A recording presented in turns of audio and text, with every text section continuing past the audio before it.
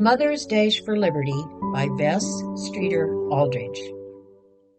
Mother sat in front of her walnut dressing table, her plump form enveloped in a lavender and green, chrysanthemum-covered, stork-bordered kimono, and surveyed herself in the glass. Mother was Mrs. Henry Y. Mason, and in Springtown, Iowa, when one says Henry Y., it conveys proportionately the same significance that it carries when the rest of the world says John D. It was 11 o'clock at night, which is late for Springtown. Mother had set her bread before climbing, rather pantingly, the wide mahogany stairs. There is something symbolical in that statement, illustrative of Mother's life. She had been promoted to a mahogany stairway, but she had clung to her own bread making. 3 diamond rings, just removed from Mother's plump hand, lay on the Cluny-edged cover of the dressing table. These represented epochs in the family life. The modest little diamond stood for the day that Henry left bookkeeping behind and became assistant cashier. The middle-sized diamond belonged to his cashier days. The big bold diamond was Henry Y. as president of the First National Bank of Springtown. Mother was tired and nervous tonight. She felt irritable, old, and grieved, all of which was utterly foreign to her usual sunny disposition. She took off the glasses that covered her blue eyes. It was just her luck, she thought crossly, that she couldn't even wear eyeglasses. They simply would not stay on her nose. She wrinkled that fat, broad member. Then she removed and laid on the table a thick grayish braid of silky hair that had formed her very good-looking coiffure and let down a limited, not to say scant, amount of locks that were fastened on as nature, then evidently in a parsimonious mood, had intended.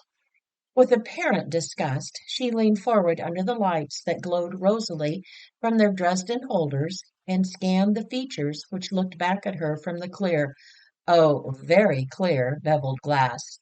She might have seen that her skin was as fair and soft and pink as a girl's, that her mouth and eyes showed deep-seated humor, that her face radiated character.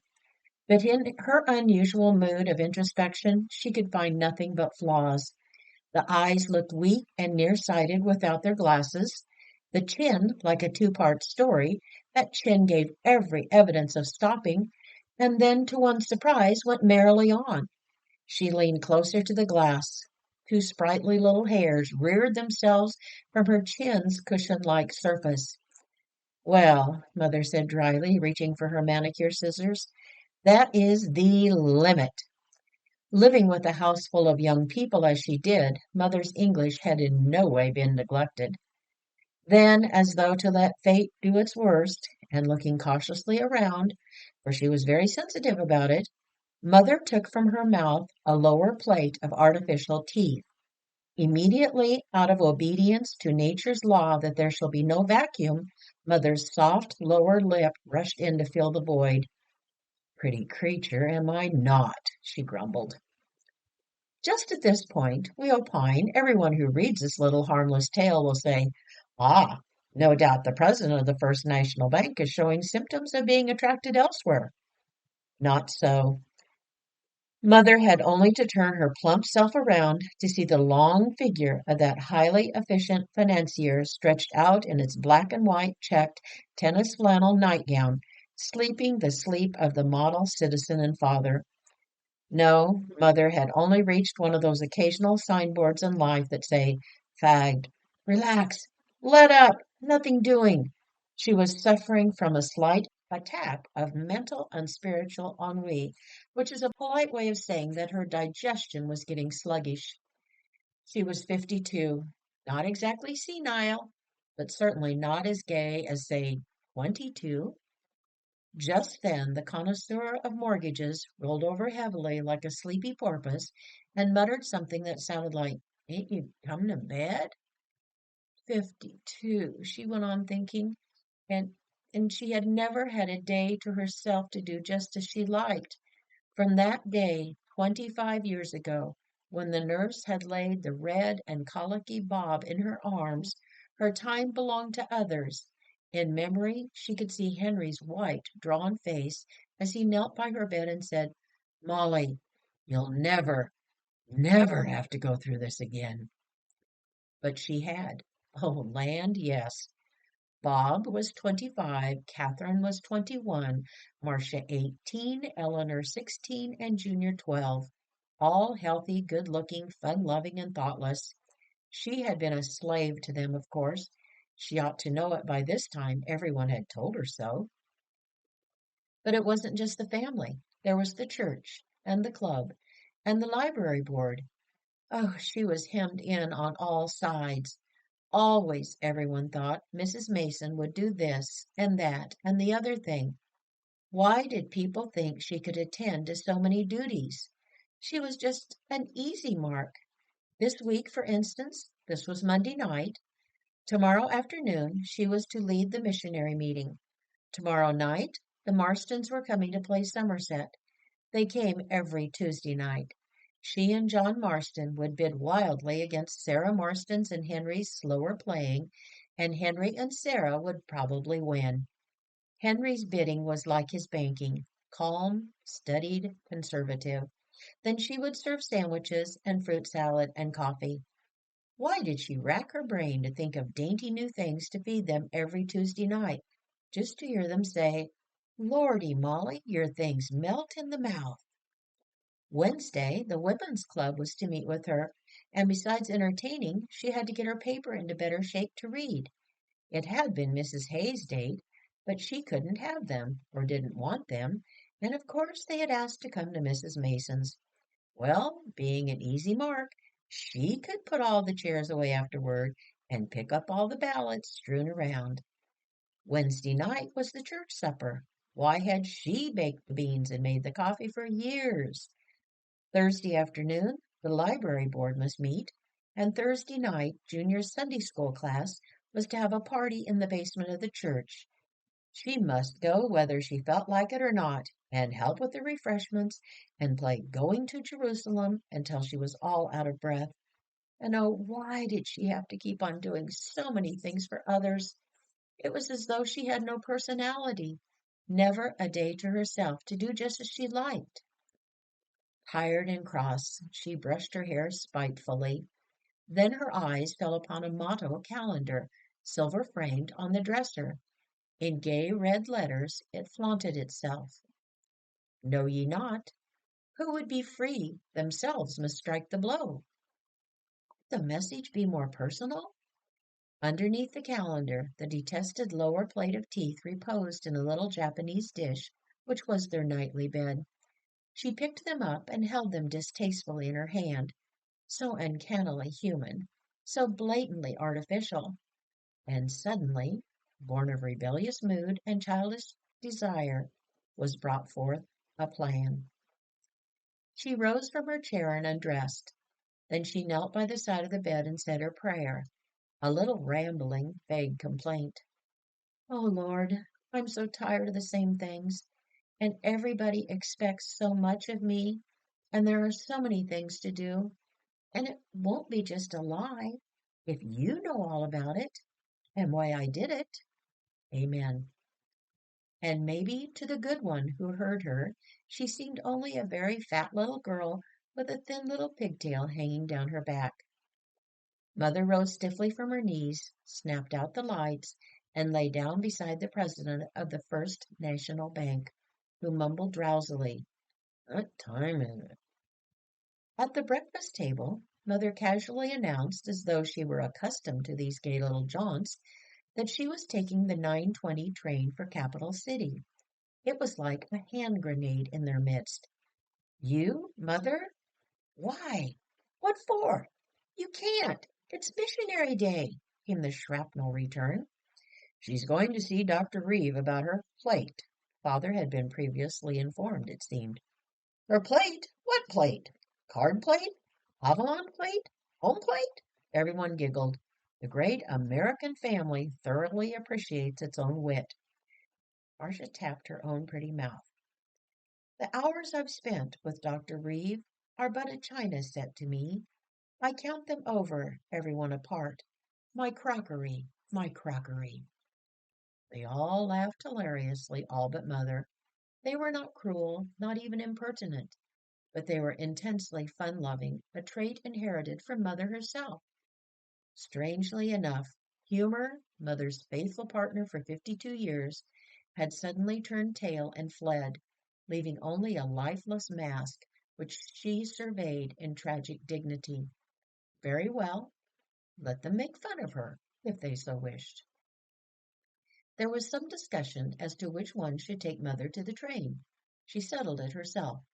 There was a reason why she chose to walk. On analysis, she would have discovered that this reason was not to interrupt the new sensation of feeling sorry for herself. She would have liked to make the trip to the station in mournful solitude, but Henry must have been watching for her, for he grabbed his hat and came running down the bank steps as she passed. "Have you got plenty of blank checks?" he wanted to know. All the way down Main Street, Henry chatted sociably. When the train whistled in, he said, "Well, Mother, we'll meet you tonight on the 5:50," and kissed her. In ordinary times, a tender kiss from any member of her family had the effect of melting Mother into a substance resembling putty. But today she had no more feeling for her tribe than the cement platform on which she stood. As she settled herself in the car, Henry came to the window and said something. There was a storm sash and she couldn't hear, so he shouted it. "You sure you got plenty of blank checks?" "Yes, yes." She nodded irritably, as though he had said something insulting. At Capital City, Mother went immediately to the Delavan, rather timidly to be sure, for Father had always been with her when they registered. "Single rooms, 2, 3, and $4," said the jaunty clerk. $4, said Mother boldly, as befitted the wife of Henry Y. Mason. There was a little time to shop before lunch, so she walked over to Sterling's and bought one nightgown, one kimono, and one pair of soft slippers. After lunch, she sent a telegram to Henry. "Find lots to be done. Home Friday night." Well, she had cut loose, burned her bridges. For 3 days she would escape that long list of energy-killing things. She would think of no one but herself, do nothing but what she wished to do. In the afternoon, she sauntered past the movie theaters, reading the billboards. To the hurrying passer-by, she was only a heavily built, motherly-looking person in a Hudson seal coat and small gray velvet hat. In reality, she was freedom from her mountain height. In the theater, as she took nibbles from a box of candy and listened to the orchestra, if any thought of the missionary meeting with its lesson on our work among the Burmese women came to her, it was in pity for the feminine population of Burma who knew not the rapture of complete liberty. She laughed delightedly and wept frankly over the joys and sorrows of the popular star who whisked energetically through 7 reels. Out of the theater again, she loitered by the plate glass windows of the big stores, went in and out as fancy dictated, and bought a few things, always for herself. When she returned to the Delavan, there was a long-distance call for her. It was Henry. "This you, Mother? Say, I could just as well come down on the night train and stay with you until you're all through your work." "Oh, no, no," she assured him. "I'm perfectly all right. I'm fine. I wouldn't think of it." "You got plenty of blank checks?" "Yes, yes." Mother was smiling into the transmitter. Her grouch was as much a thing of the past as the Battle of Gettysburg. At dinner, she ordered food for the first time in her life without running her finger up and down the price column. After resting a while in complete comfort, she sallied forth again. A famous tenor was singing at the auditorium. His mother Macree gave her a momentary twinge of consciousness, but she quickly recovered. Even Mother Macree may have had one wild fling in her life. There were 2 more whole days of complete emancipation. Club afternoon, when she should have read her paper on pottery, ancient and modern, she was attending The Vampire. She had always wondered just what that particular blood-sucking animal was like, and she was finding out.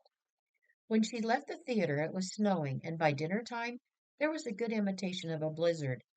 But after dining, she struggled through the wind and snow to a theater where a merry troupe demonstrated how one may effectively kick and sing at the same time.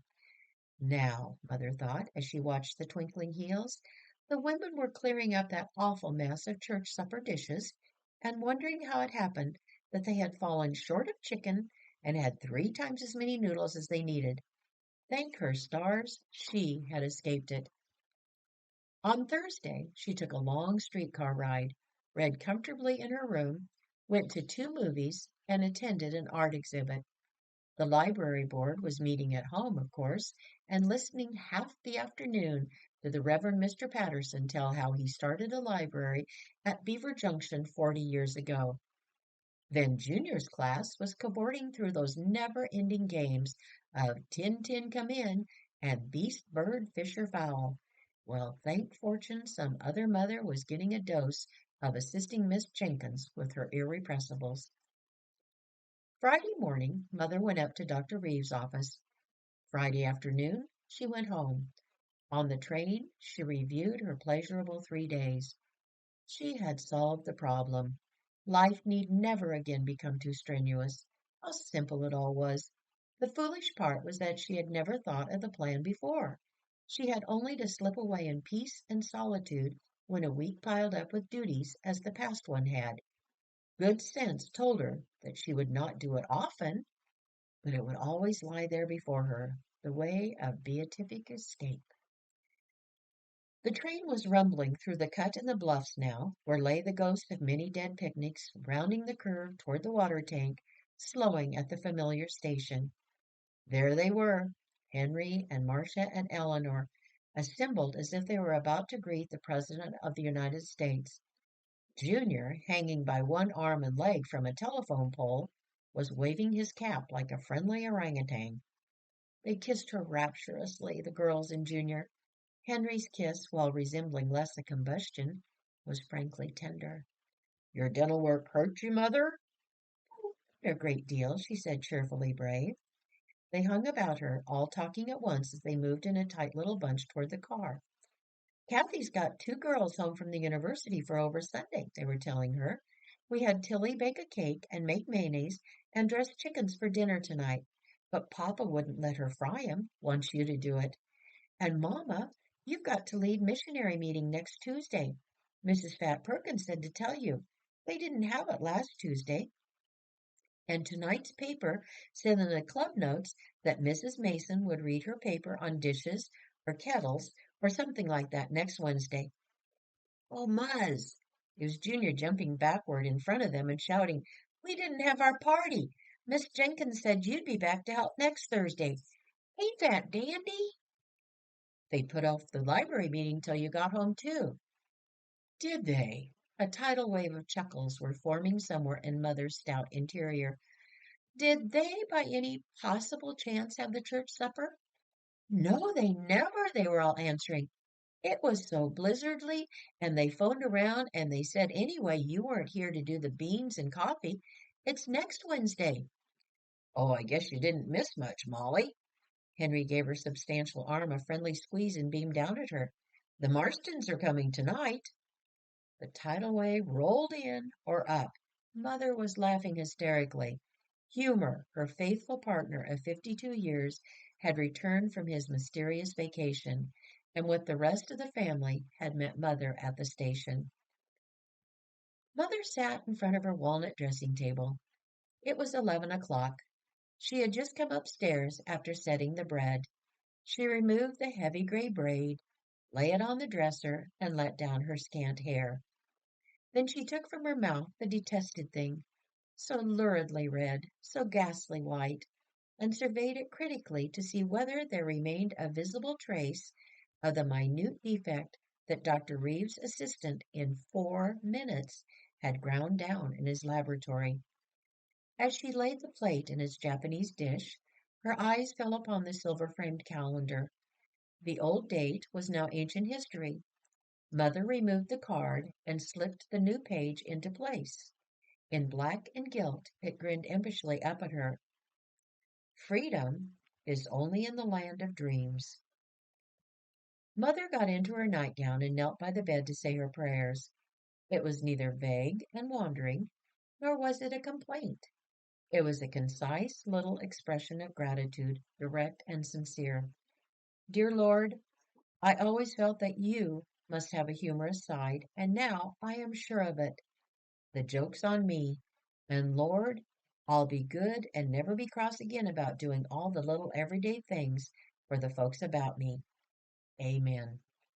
Then she rose, snapped off the lights, and lay down beside the president of the First National Bank, who mumbled sleepily, "What time is it?"